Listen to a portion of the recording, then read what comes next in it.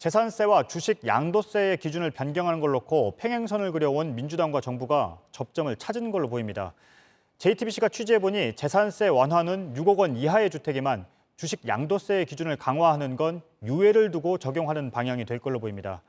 하지만 수도권을 중심으로 집값이 크게 오른 상태여서 6억 원 이하의 감세는 사실상 증세 조치라는 비판도 나옵니다. 김필준 기자입니다. 어젯밤 4시간 마라톤 당정청 고위급 회의에도 바깥으로 온 당과 정부의 입장차만 부각됐습니다.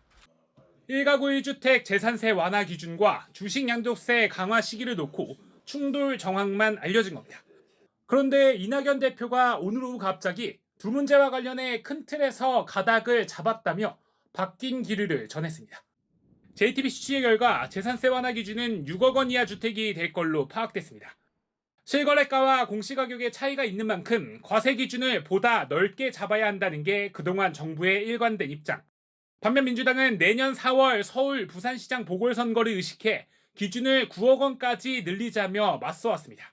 하지만 재산세의 경우 지자체 재원과 직결된 문제인 만큼 오늘 의견을 수렴했고 그 결과 정부 안으로 분위기가 기운 겁니다.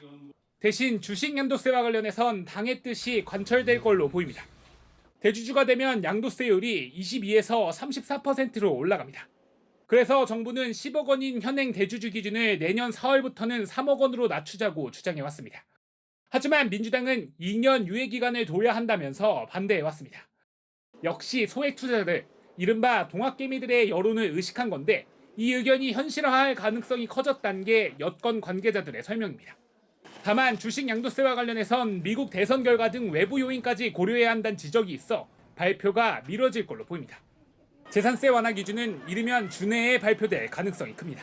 JTBC 김필주입니다.